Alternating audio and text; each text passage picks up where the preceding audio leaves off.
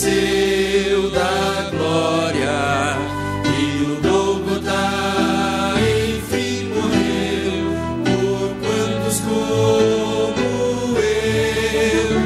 Ouvi de seus gemidos, de seu sangue nos feridos, e ao fim contrito me prostrei, vitória nele achei.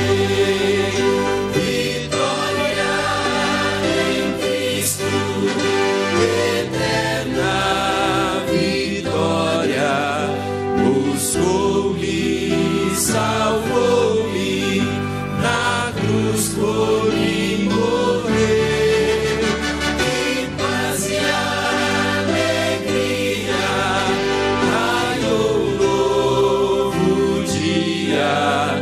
Vitória Jesus me deu no sangue que verteu. Ouvi que ele cura, sim, a todo que o procura, que o coxo fez andar então, e ao cego deu visão. Orei, clamei, meu mestre, vem restaura minha vida. E logo Cristo me atendeu e a mim vitória deu. Vitória em Cristo, eterna vitória, buscou-me, salvou-me, na cruz por mim morreu. Que paz e alegria, raiou novo dia. Vitória Jesus me deu do sangue que verteu. Ouvi falar da glória que virá após vitória, para os redimidos por Jesus, na resplendente luz, de anjos lá cantando e mansões já me aguardando. Será glorioso ali chegar e então poder cantar. Vitória em Cristo, eterna vitória, buscou-me, salvou-me, na cruz por mim morreu. Que paz e alegria, raiou novo dia. Vitória Jesus me deu do sangue que verteu. Amém? Nesse momento nós vamos nos colocar em pé e confirmar essa vitória, pois o Rei vem vindo. Número 128 do nosso inário.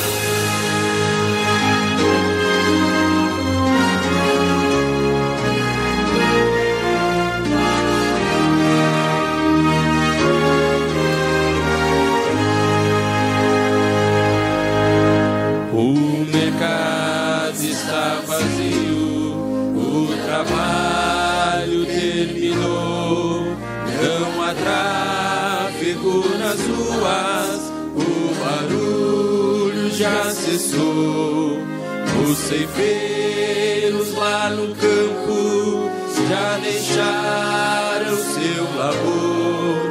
Em suspense está a terra, é a voz do Senhor.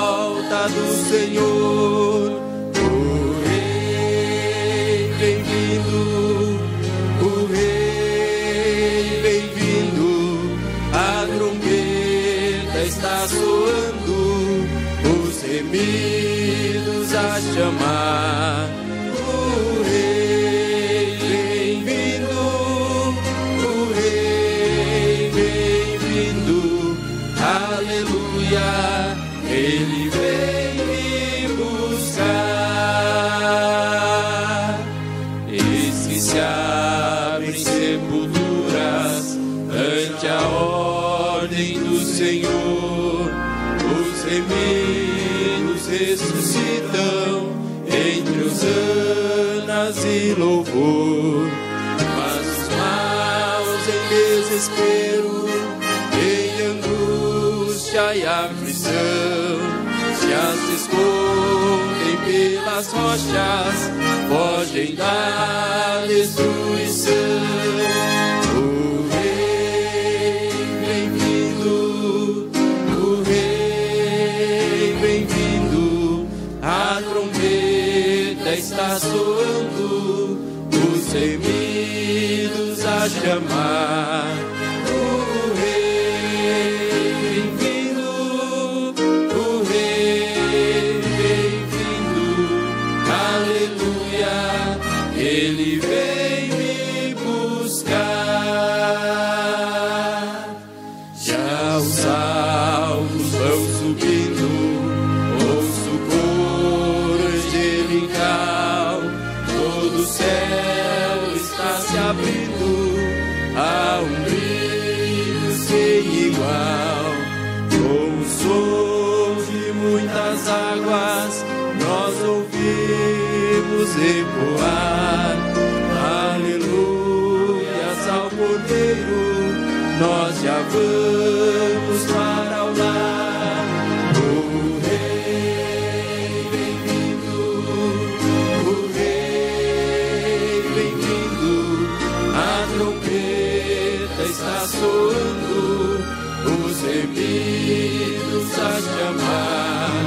O Rei vem vindo, o Rei vem vindo, aleluia, Ele vem me buscar.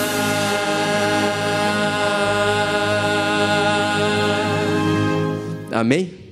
Se você tem um pedido no seu coração, nesse momento você pode vir até o altar do Senhor e entregar a Ele todos os seus anseios, seus agradecimentos, que com certeza Ele irá te ouvir. Falar com Deus.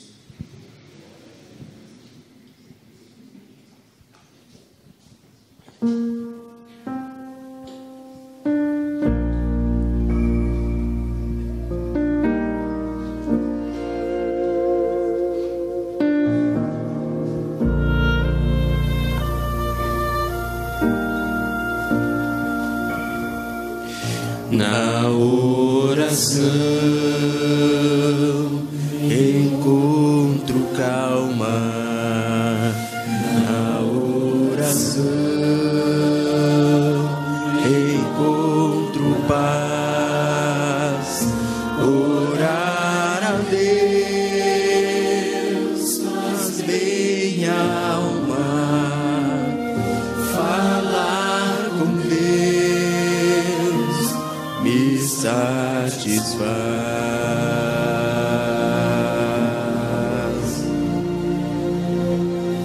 Falar com Deus, que privilégio, abrir a alma ao Criador, sentir que os céus estão abertos e ouvir a voz do Salvador. Grande é o nosso Deus e as obras que Ele faz, o céu amor não tem limite.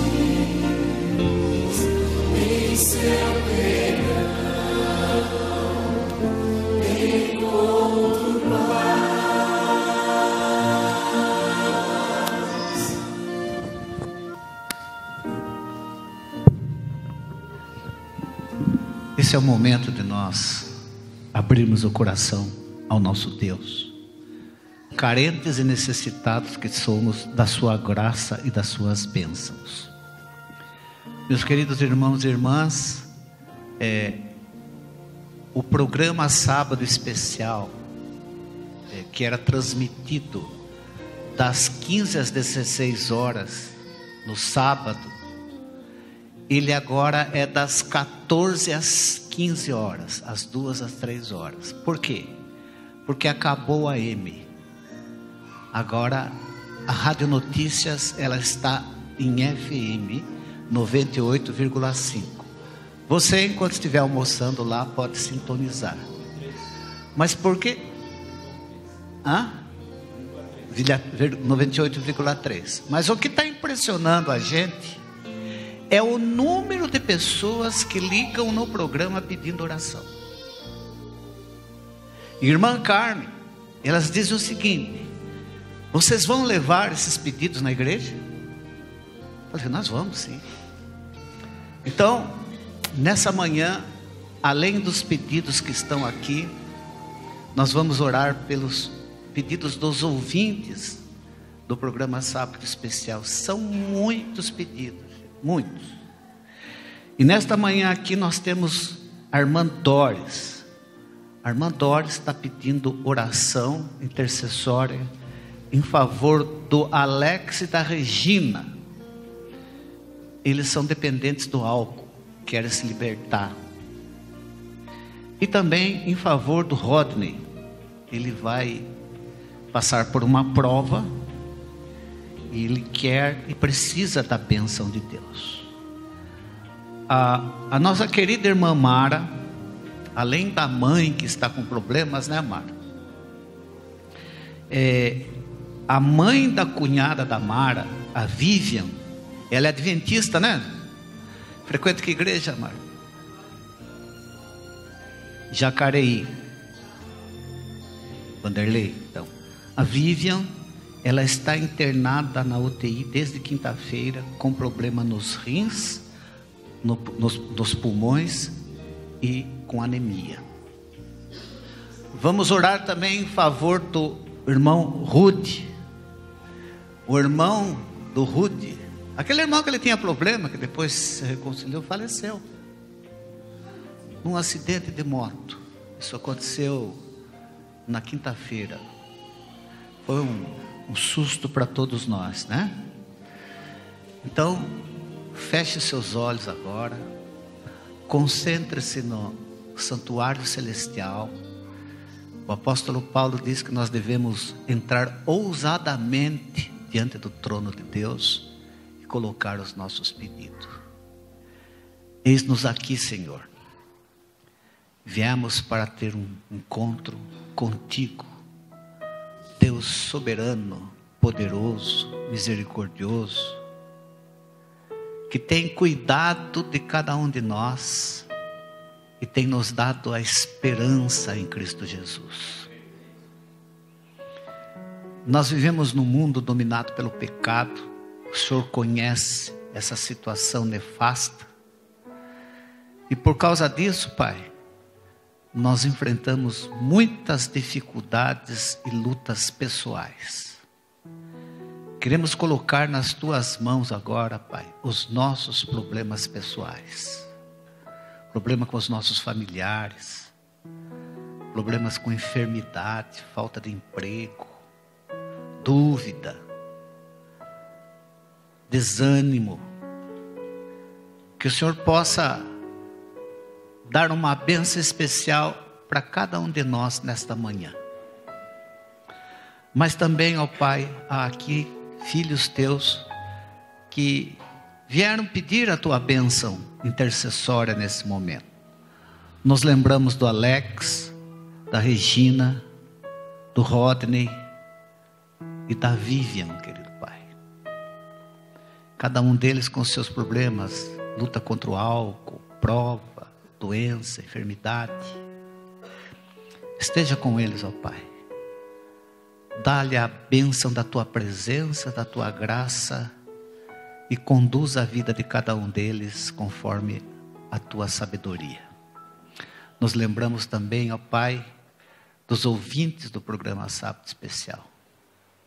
Gente também que está necessitada da tua bênção. Esteja com eles. Fala conosco agora através do teu servo, pastor Edmar. Que a tua palavra venha ao encontro de todas as nossas necessidades espirituais. São bênçãos que te pedimos e agradecemos no nome de Jesus. Amém.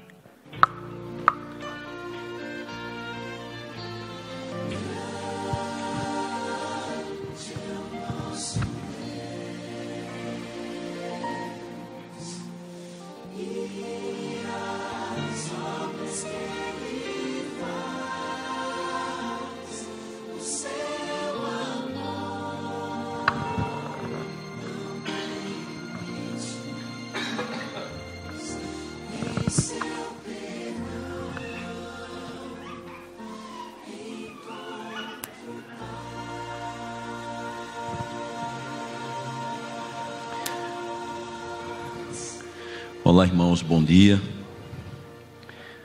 É uma alegria a gente poder juntos nesta manhã meditar um pouco na palavra de Deus. Enquanto a gente estava orando aqui nesse momento, no momento de oração intercessora, eu fiquei imaginando, a minha mente viajou assim pela estrada da família da igreja adventista nossa.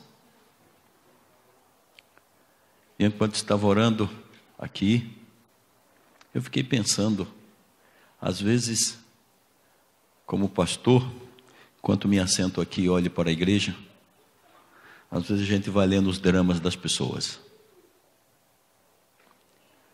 Dramas conhecidos da igreja, outros desconhecidos. Alguns que crescem e outros que parece que diminuem.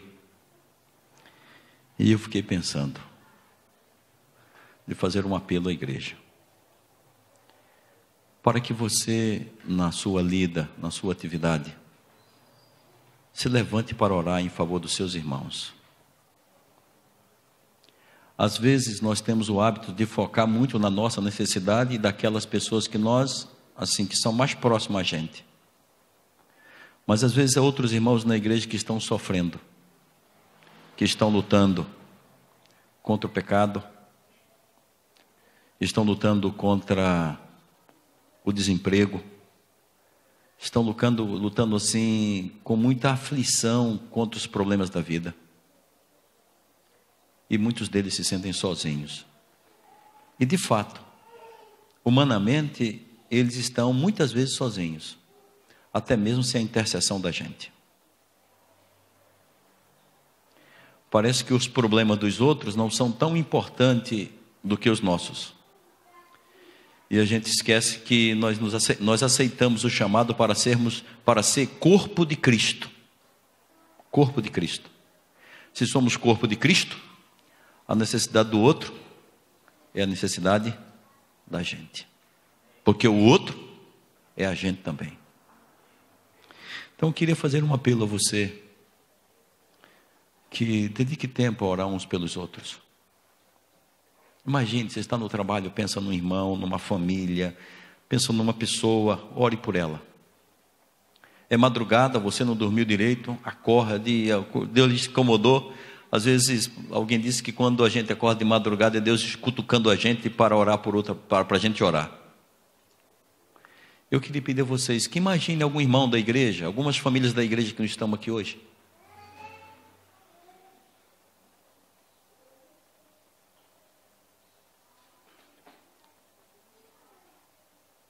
Para você orar. Na última quarta-feira eu estava assim numa lida tão grande, assim visitando alguns irmãos, que eu voltei para casa assim com o peso do sofrimento da luta dos crentes.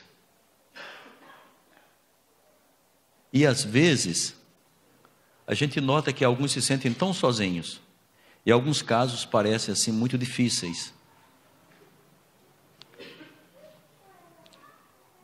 O pai de alguém da igreja do nosso distrito foi assaltado 2 vezes nesse mês, com arma, levaram o carro 2 vezes. O mesmo carro, ele conseguiu de volta, agora levaram novamente. E os marginais continuam ficando ameaçando, porque querem a senha do celular dele. Então há muitas lutas. Outros estão lá lutando com dificuldades no casamento, outros estão lutando com apostasia, outros estão enfrentando problemas difíceis da fé, sabe? E a gente tem que orar. Eu quero pedir a você que nesse momento, imagina a primeira pessoa que Deus colocou na sua mente agora, da igreja aqui, dos membros do corpo de Cristo aqui. E não só do corpo de Cristo aqui da nossa central, mas do corpo de Cristo, a igreja que você conhece. A primeira pessoa que Deus colocou na sua mente. Feche os seus olhos e agora você vai orar por ela.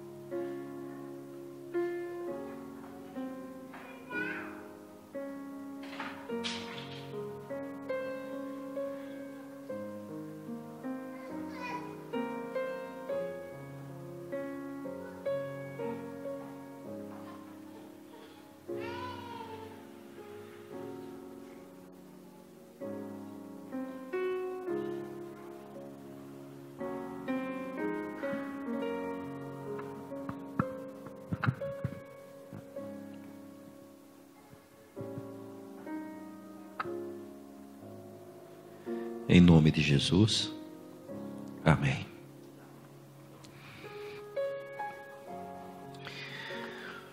Gosto de ler as histórias da Bíblia, não é?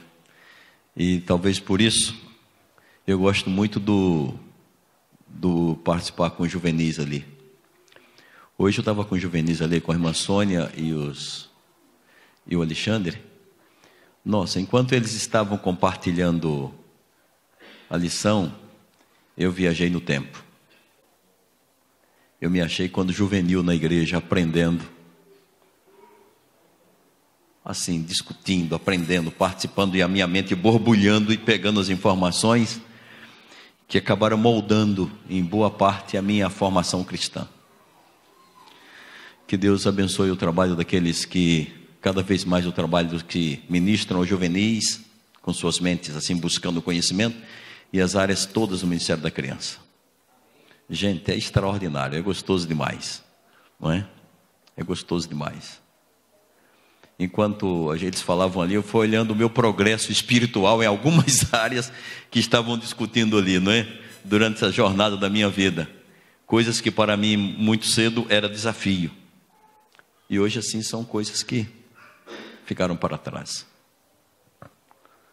Deus abençoe vocês. Foi muito bom estar com vocês ali na classe, viu? Foi gostoso demais. Ainda tomamos quase toda a água que tinha no bebedouro ali no filtro, viu? Foi legal.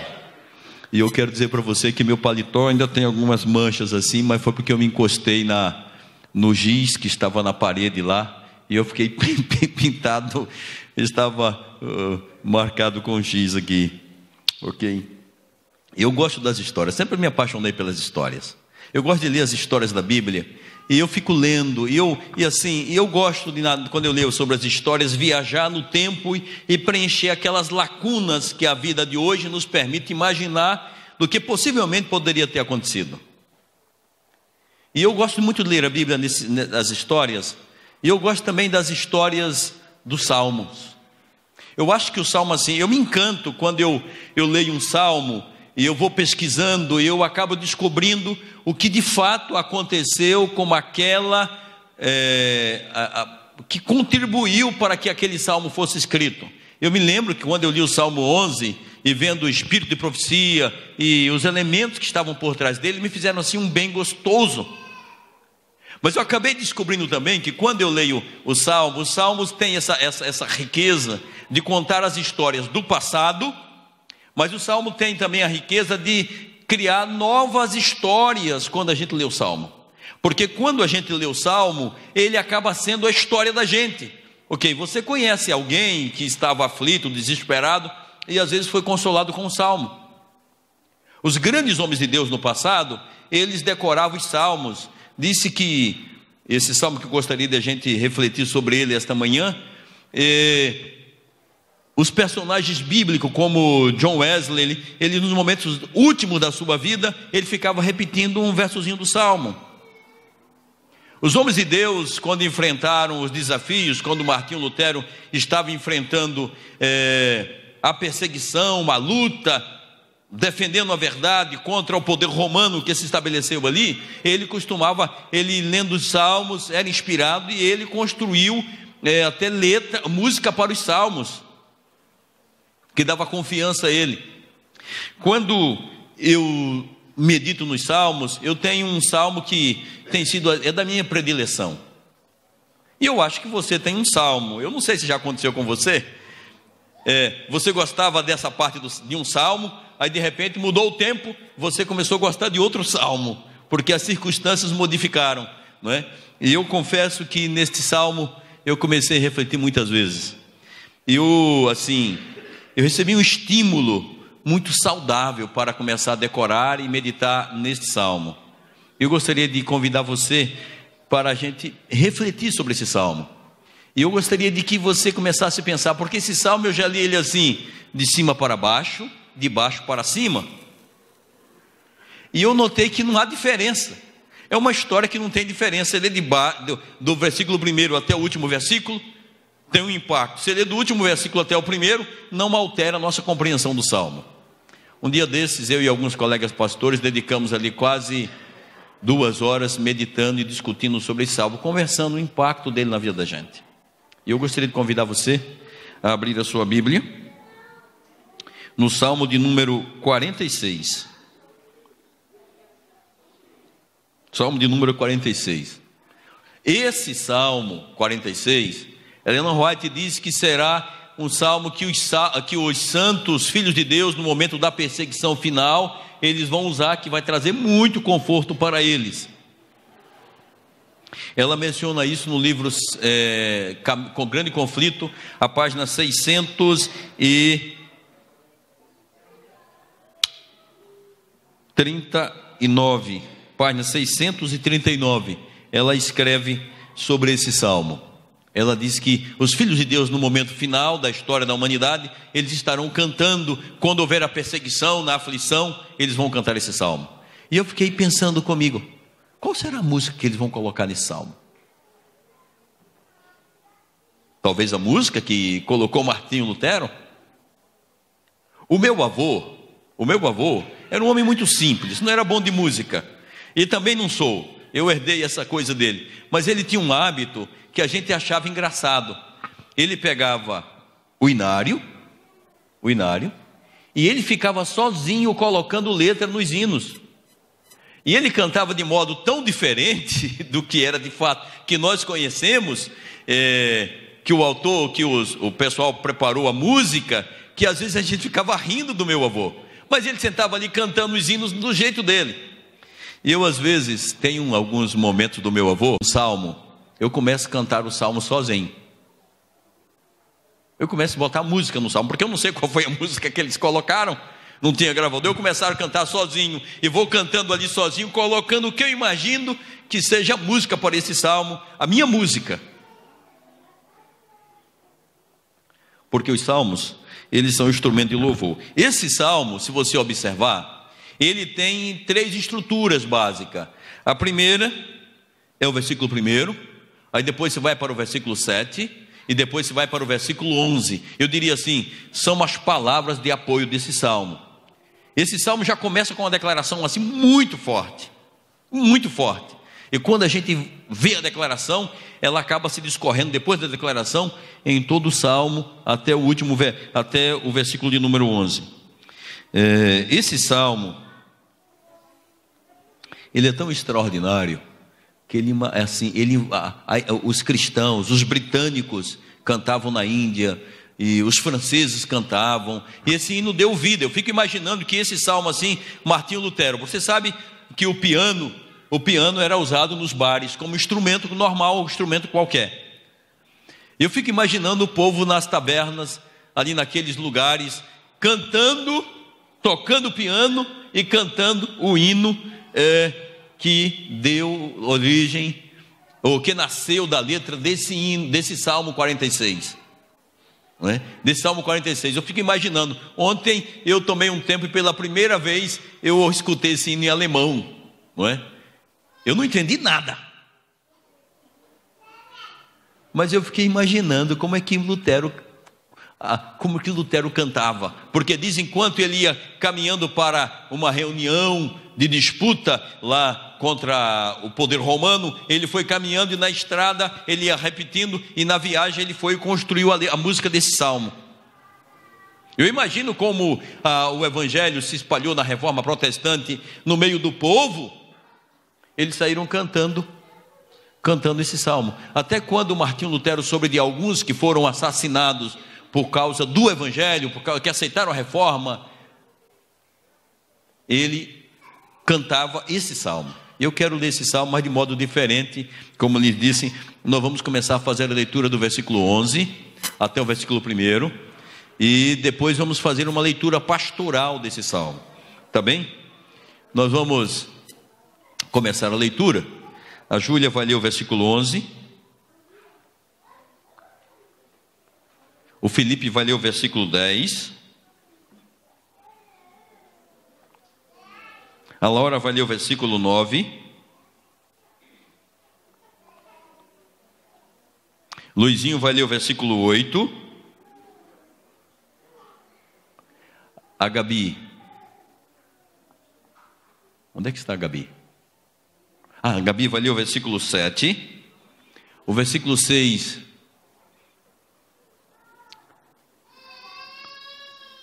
quem vai ler é o Johnny, o 7, o 6 é o Johnny, o 5 é a Thalita, a Laís vai ler o 4, Eduardo vai ler o 3, Moisés vai ler o 2,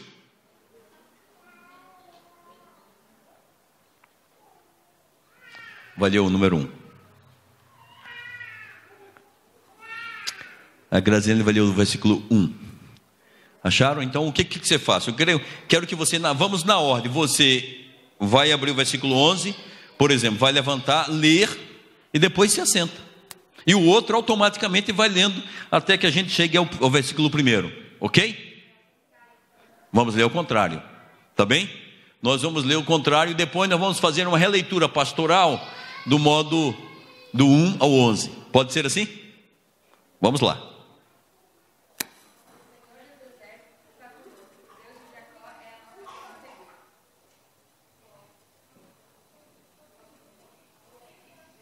O 10.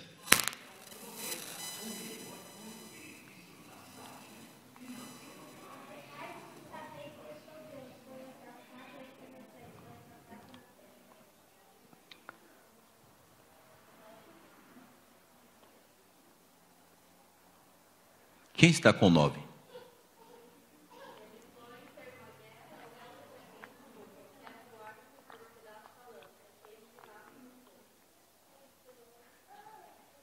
Oito?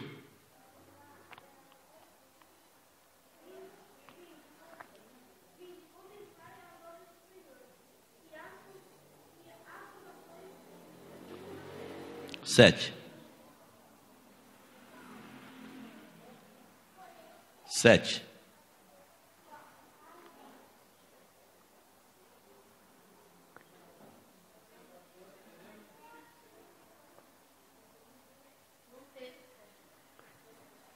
Então leia, Vinícius.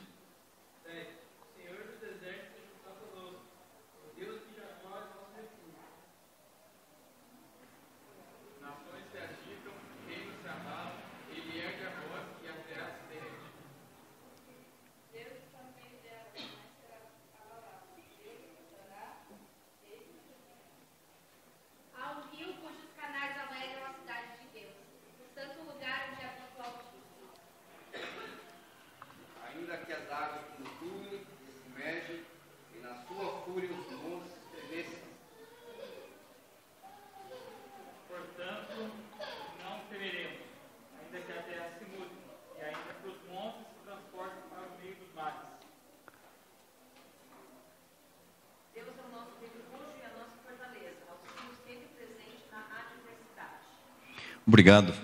Sempre que leio esse salmo, eu anotei na minha Bíblia, você há de perceber aqui, eu já mostrei, já falei sobre esse salmo algumas vezes, já preguei, mas na minha Bíblia, se você puder alcançar, eu já risquei ele diversas vezes.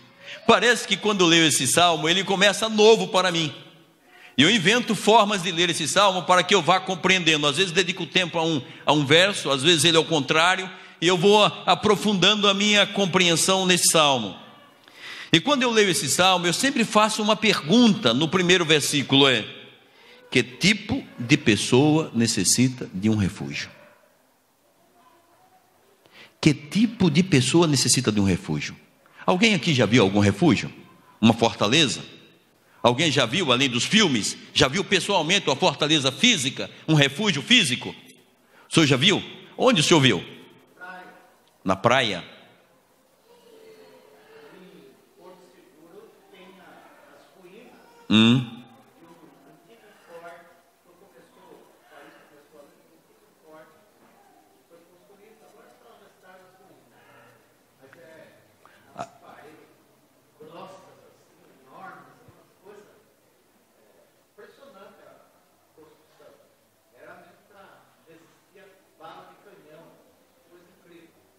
E é interessante que ali era o que o pessoal fazia de refúgio, não é?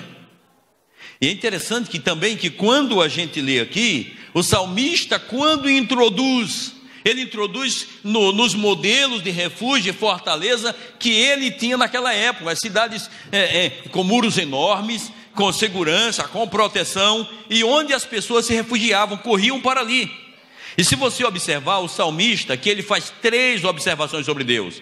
Ele diz que Deus é o quê? É o nosso refúgio, é fortaleza, é socorro bem presente nas tribulações. É interessante que quando a gente lê esse salmo, a princípio a gente tem a ideia de que o refúgio e o socorro é uma coisa que fica lá e que a gente vai atrás dele. Mas quando a gente lê a última declaração aqui desse versículo 1, diz que é um socorro que bem presente.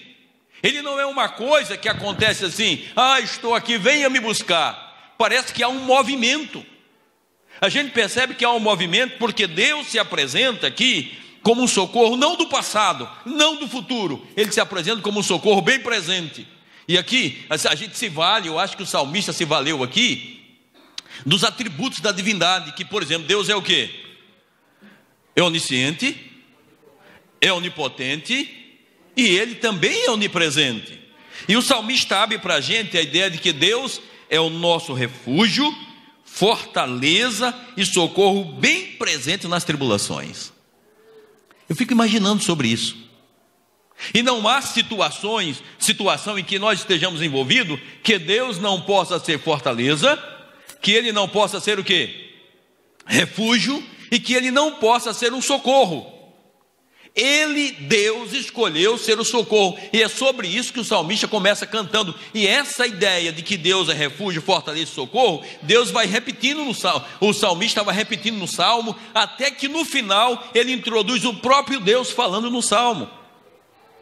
Olha que você observar o salmo, e ele diz: porque Deus é refúgio, fortaleza e socorro bem presente.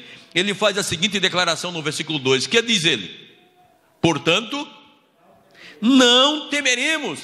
Ele não há temor, por quê? Porque Deus se apresenta como refúgio, como fortaleza e como socorro bem presente na tribulação.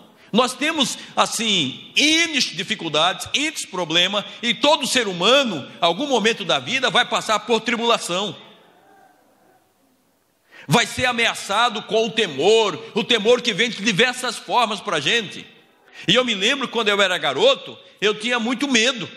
Eu diria assim, eu era o garoto mais medroso da cidade, ou talvez o mais medroso do mundo. Eu tinha medo das sombras, eu ouvia barulhos. Eu estava dormindo à noite, me encobria no lençol, eu ouvia movimento de pessoas se arrastando, aquelas coisas entravam no meu ouvido, e a minha mente imaginava as coisas mais absurdas. Mas me lembro de uma coisa que a minha mãe me ensinou quando garoto. Eu lembro que eu estava em casa, e uma senhora chamada Dendém, que era vizinha da nossa casa, havia falecido. E eu estava dormindo no quarto, na casa da minha mãe. Haviam 3 quartos: o quarto da minha mãe, o quarto dos meus irmãos e o quarto dos meus avós. E eu dormia na mesma cama que dormiu com meus avós, como o Joaquim dormiu essa noite. Eu dormia na mesma cama ali com meus avós. E eu me lembro que às vezes, uma noite eu estava ali dormindo e de repente eu abri os olhos e olha quem que eu vi. Quer dizer, não era a pessoa, mas a imagem que me apareceu era aquela pessoa que eu imaginei que era Dendém, que era essa mulher, essa senhora idosa que faleceu, que eu chamava de Dendém. Foi ela que apareceu, aquela imagem parecia ela, e eu sei que pela palavra de Deus não é ela. E ela apareceu e eu entrei, e naquele momento eu enfiei a minha cabeça embaixo do travesseiro, me cobri com o lençol e fiquei com a cabeça embaixo do travesseiro. E como se o travesseiro estivesse me protegendo, eu fiquei ali escondido por um tempo que eu não lembro quanto. E de repente eu suspendi novamente, e eis que eu vi quem? A imagem daquela mulher que eu pensava que era Dendém, que havia falecido fazia poucos dias. E ela de repente veio para cima de mim, como se fosse invadir o mosquiteiro que protegia a gente dos mosquitos lá na minha cidade. E quando ele estava invadindo, eu dei um grito. E na escuridão, a minha mãe do outro lado, no 3º quarto, acordou. E quando ela acordou, ela disse: que foi, menino? Acordei todos da casa, menos os meus irmãos. E eu falei para ela, a minha mãe, o que eu tinha visto. E a minha mãe fez uma pergunta extraordinária, que me ajudou a lidar com medo por toda a vida. E ela perguntou assim: você já orou antes de dormir?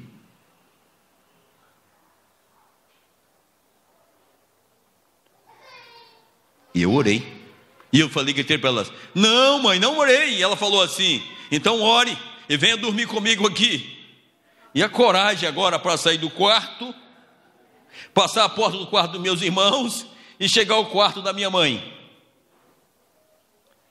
A minha mãe não se levantou para me buscar, mas eu orei e eu fui. Aquele que se diz ser o nosso socorro, aquele que se diz ser a nossa fortaleza, aquele que se apresenta como nosso refúgio, como nosso socorro bem presente, ele nos coloca em nós uma disposição para enfrentar os problemas, as dificuldades, mas com a certeza de que não temeremos. E não temeremos por quê? Não é porque eu sou valente, porque eu sou competente, porque a minha estrutura emocional, a minha estrutura física, minha estrutura financeira, a minha estrutura pessoal, ela consegue enfrentar o perigo. A Bíblia diz: não temeremos, porque Ele está conosco. E olha como o salmista introduz. Ele apresenta assim a tribulação, o caos no mundo natural, e depois ele estabelece o caos no mundo nos relacionamentos humanos.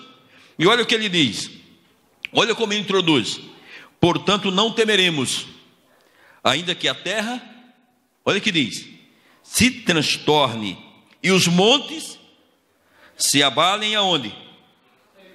Agora, o que gera quando o monte se abala no céu, quando os montes se abalam? Porque se você observar, montes aqui é a ideia de algo estável. Você passa ali, você tem um monte, você vai passeando. Eu sempre que eu vou à cidade de Guareí, pela Castelo, eu olho à minha direita e há um morro enorme de pedras assim do lado, lá, e ele não se altera. A Bíblia diz aqui, olha, ainda que os montes se abalem, ou seja, a coisa mais sólida que nós temos no mundo físico são os montes, são as montanhas.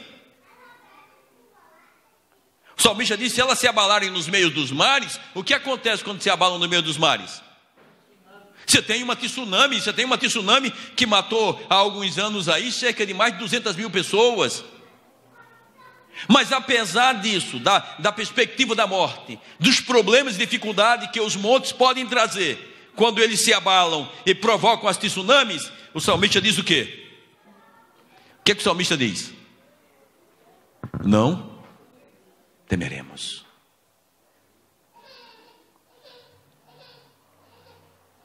A mensagem desse salmo, ela é uma mensagem extremamente poderosa.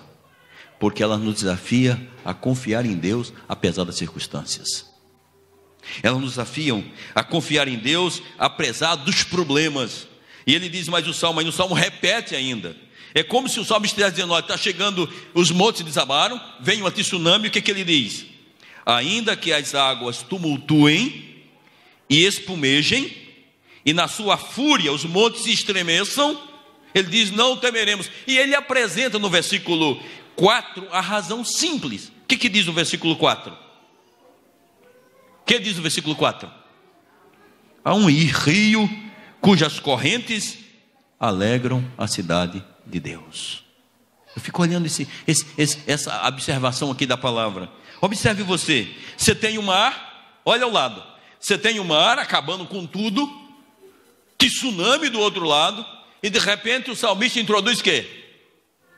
O rio de água viva aqui, que vem da cidade de Deus. Ele diz, há um rio cujas correntes alegram a cidade de Deus. Enquanto ao redor está o caos, o tumulto, a gente lê no Salmo, ele diz assim, há um rio aqui cujas correntes, as ideias de correntes aqui é a ideia de canais, onde a água passa e mata e satisfaz a sede das pessoas.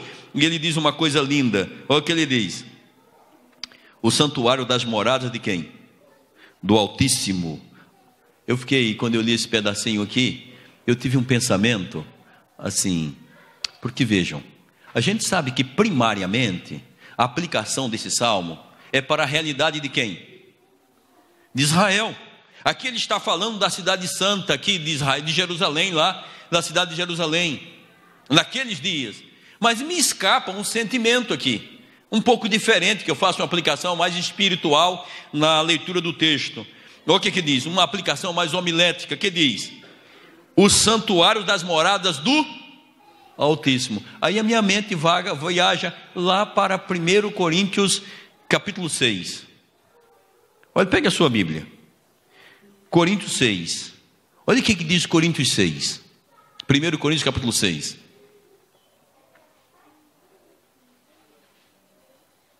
Veja o versículo 17, 19 e versículo 20. 1 Coríntios 6. Vamos ver os versículos 17, 19 e o versículo 20. Pedi a Tiago que leia para a gente. Acharam? Olha o que diz essa parte das Escrituras. 17, 19 e 20.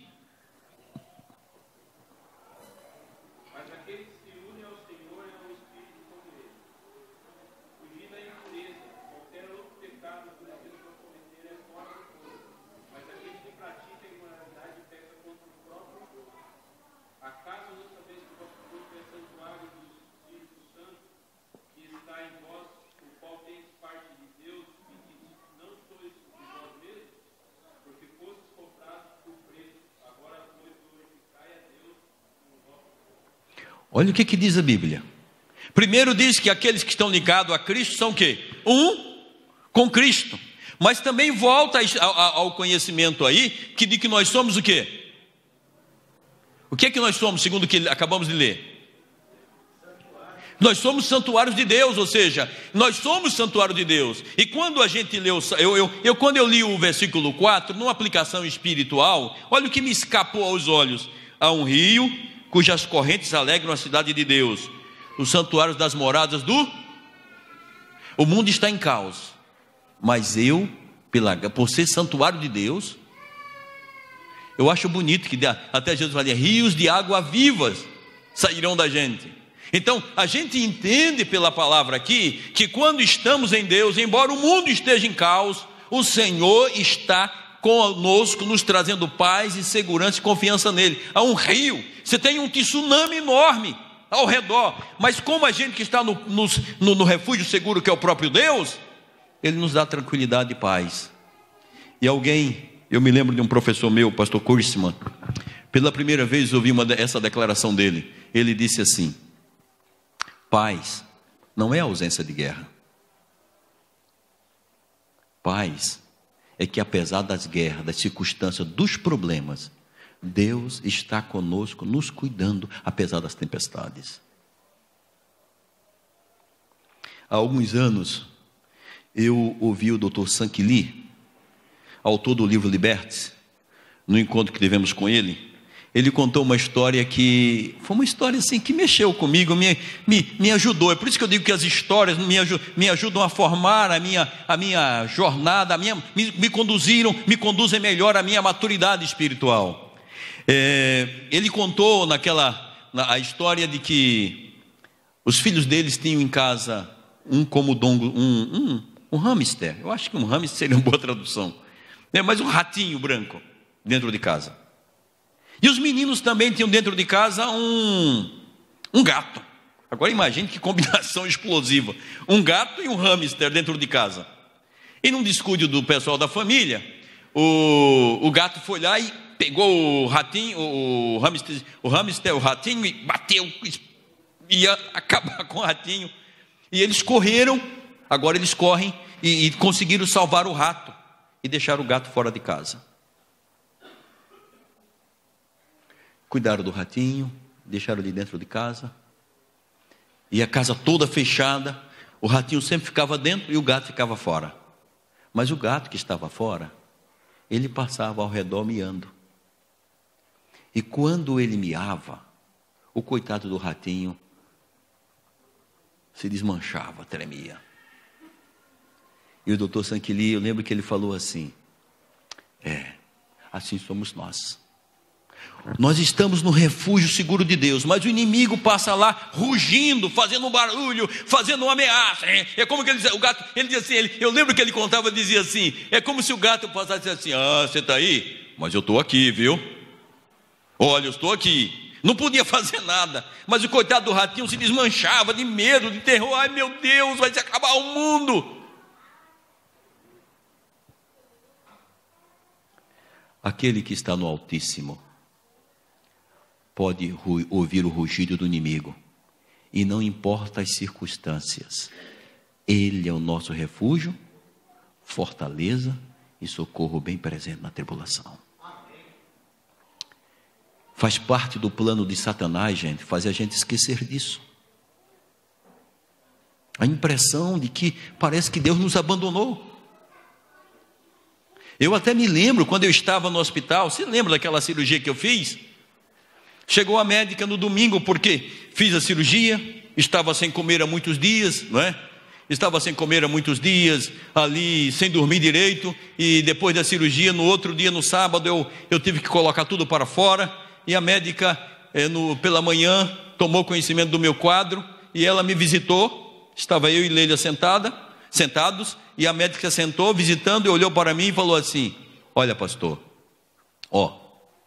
você é pastor, se apega com o homem lá de cima, porque eu tenho que fazer, eu já fiz.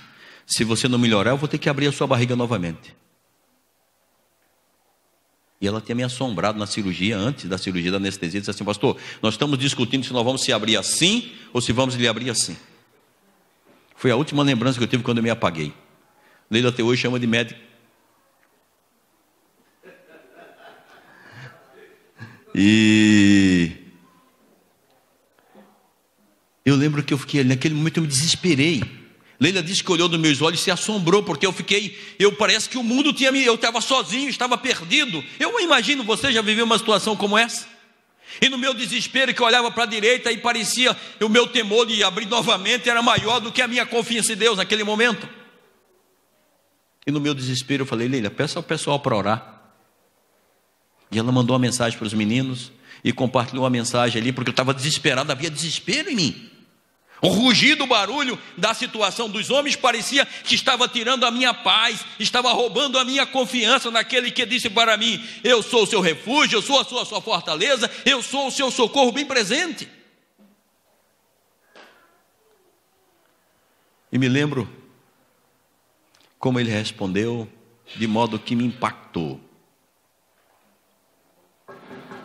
Dali mais um pouco, um homem bateu a porta do apartamento lá no hospital onde eu estava, e quando abriu, ele me viu e falou: amigo, posso entrar? E esse homem entrou. E quando ele entrou, ele percebeu que Leila estava ali agora. Ele falou: pensei que o amigo estava sozinho. Eu vi o amigo tão abatido, andando aqui nos corredores. Imagine, eu perdi uns 10 quilos. Quer dizer, dizem hoje que para eu ser magro, ainda falta uns 10 quilos, né? Imagine naquela época. Então quando ele entrou, se sentou comigo e disse, eu te vi no corredor, você estava muito abatido. E ele entrou para conversar comigo. E ele começou a conversar comigo, e enquanto ele conversava comigo, ele perguntou, o que o amigo faz? O que o amigo tem? Eu contei para ele, o que o amigo faz? Eu disse, eu sou pastor. E ele olhou para mim, e ele era membro de uma outra igreja, de uma igreja evangélica em Indaiatuba. Ele olhou nos meus olhos e disse, mas o amigo confia em Deus. Deus ainda existe. E quando começou a conversar comigo, ele foi me convidando para caminhar, e eu percebi que Deus havia se derramado nele. Porque era a pessoa que ele tinha mais próximo ali, disponível, e ele enviou para mim. É como se Deus dissesse assim, você lembra que Deus fez a mula de Balaão falar, lembra-se? Deus fez Saul profetizar. E o Senhor se manifestou ali, como que ele diz assim, Edmar, filho, eu sou o seu socorro presente, eu estou aqui, eu sou a sua fortaleza e o seu refúgio seguro. E depois que aquele homem estava ali conversando, eu me lembrei que eu nunca estive só, por causa que Ele é o meu Senhor, e Ele disse, não temeremos. Talvez, amado, você esteja enfrentando dificuldades, mas quando você olha, eu quero convidar você para a gente fazer uma viagem rápida no restante do Salmo. Olha o que diz o Senhor, olha o versículo 5, eu até escrevi na minha Bíblia assim, porque diz, o santuário, eu escrevi, puxei uma setazinha assim na minha Bíblia, escrevi eu, e diz assim, olha aqui, Deus está no meio dela, eu escrevi Deus está no meio. Então essa é a escolha que Deus fez, mas eu aceitei a escolha divina de ser para mim fortaleza, socorro bem presente. Eu não posso encarar os fatos, eu sou desafiado a encarar os fatos, não com as lentes do mal, não com a lente das circunstâncias, mas com a presença extraordinária desse Deus que escolheu ser para mim refúgio, fortaleza e bem presente na angústia. A estratégia de Satanás é quebrar os óculos da gente da fé e colocar os óculos da desconfiança na gente, o óculos das circunstâncias e não o óculos da graça. Olha o que diz o Salmo. Vamos prosseguir para que possamos ir mais rápido para casa. Que ele diz, Deus está no meio dela, jamais será abalada. Deus a ajudará desde quando? O que é antemanhã, gente? O que é antemanhã? Não sei se você pensou sobre isso. É antes da gente começar a acordar, Deus já está trabalhando por a gente, Deus já está nos ajudando. A gente imagina que as circunstâncias, não, eu tenho que suar para conseguir. Não, o Senhor está dizendo, olha, sem mim nada podeis fazer, eu já estou trabalhando em seu propósito, eu já sou seu refúgio, seu socorro bem presente na tribo. Deus já é refúgio, fortaleza e socorro bem presente.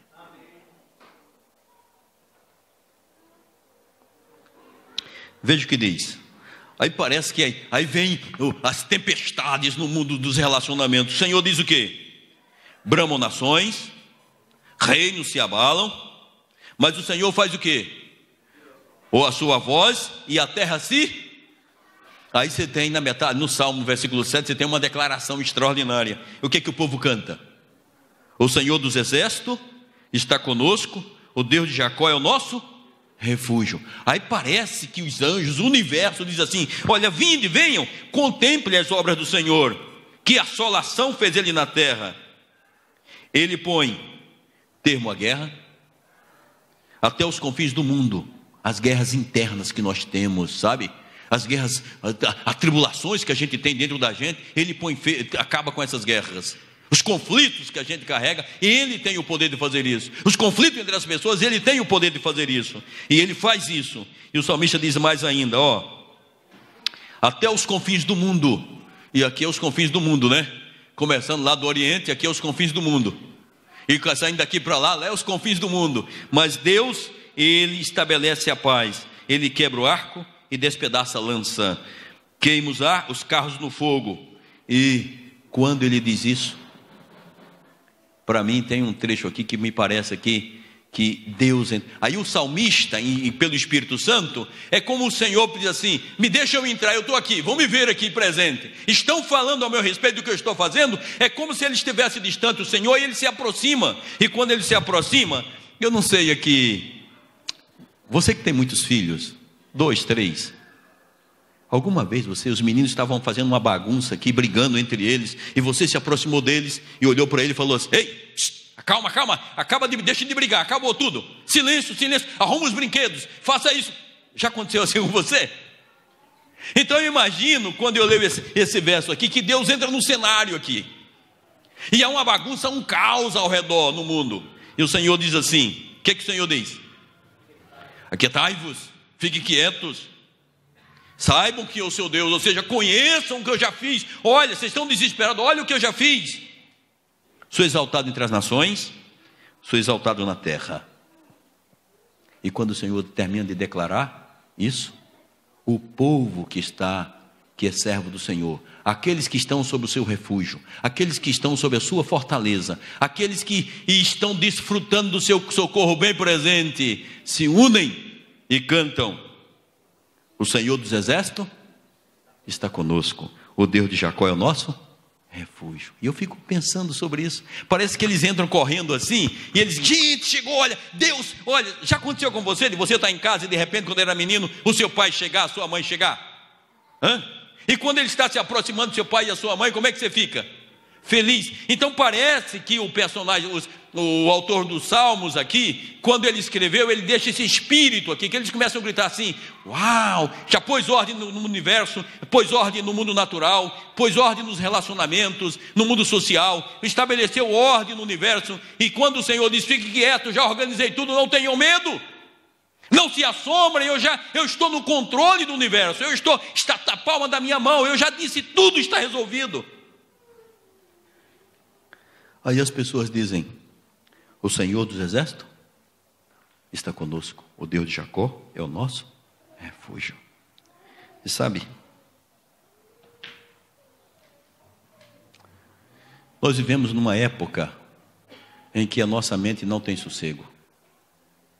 A gente vive numa mente tão atribulada, a gente fica vendo imagens, a gente tem imagem todo o tempo, a gente fica no WhatsApp, fica nas redes sociais, a gente não tem tempo para ficar quieto, para ver as obras de Deus.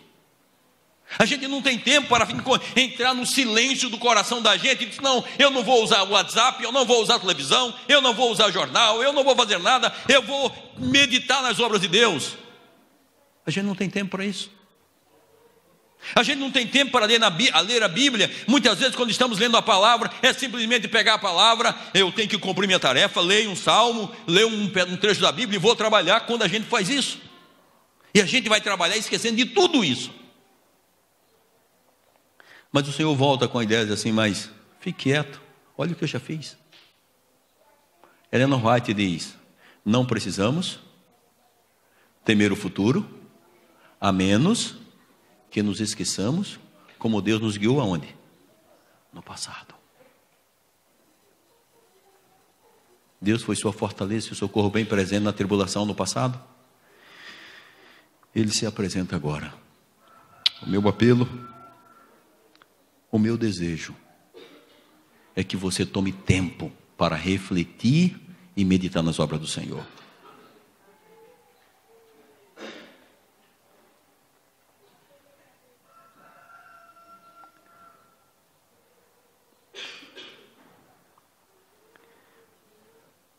Às vezes, quando não consigo dormir, eu costumo ficar repetindo esse salmo aqui devagarinho na minha mente. Eu queria fazer um apelo a você essa manhã. Haverá um momento de que você não vai se lembrar de muita coisa. Haverá um momento que você vai esquecer de muita coisa. Eu queria desafiar você, gente, a dedicar tempo para meditar a palavra, sabe? A decorar. Eu queria desafiar você a decorar esse salmo. Você vai dizer assim: não, mas eu não consigo. Escreve num papel e fica repetindo 1 dia, 2, 3 dias. Eu pensei que não conseguia quando eu comecei a decorar o livro do Apocalipse. Eu disse, não consigo. E eu começava repetindo, imprimia, coloco no bolso, de noite fico repetindo, e é gostoso, é como os animais fazem. Diz que alguns animais, quando você se alimenta por exemplo, o boi, ele come e depois ele faz o quê? Ele fica mastigando, devolve do estômago e vai mastigando. Eu quero desafiar que você faça isso, porque Deus é o quê? O que é que Ele é para nós? Refúgio, fortaleza e socorro bem presente na angústia e na tribulação. Quantos de vocês, pela graça de Deus, gostaria de pedir ao Senhor que o ajude a tomar posse dessa promessa? Feche seus olhos nesse momento. Feche seus olhos. Em que área da sua vida você gostaria que o Senhor tomasse posse da sua mente? Pense. Em que área? Segurança quanto ao futuro? Casamento? Saúde? Namoro? Trabalho?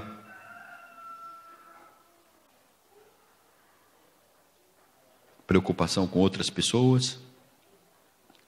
Apresenta o Senhor dizendo, Senhor, seja o meu refúgio nesse caso, seja a minha fortaleza e meu socorro bem presente. Em nome de Jesus. Amém. Amém.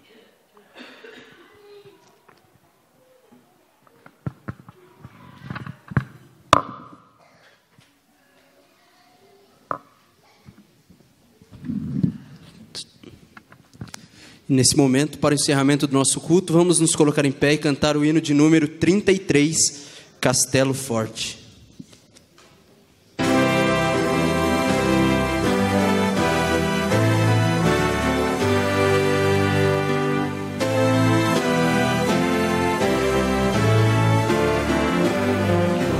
Cante com a sua oração.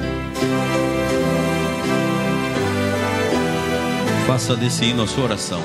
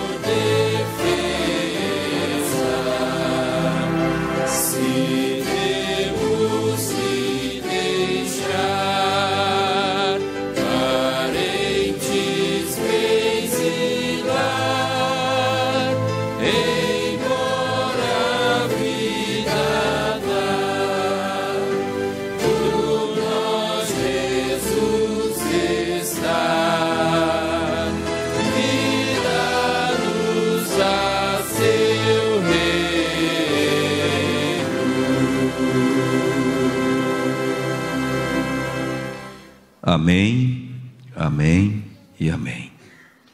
Senhor, nos leve para casa e na lida da vida, na realidade nossa, encha o nosso coração com a certeza de que és todo o tempo nosso refúgio e nossa fortaleza e nosso socorro bem presente.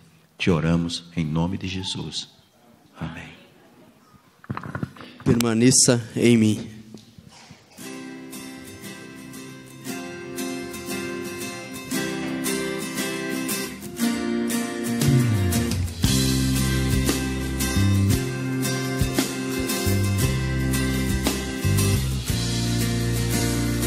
Vem, ó Senhor, em mim habitar, pois quero ser templo teu.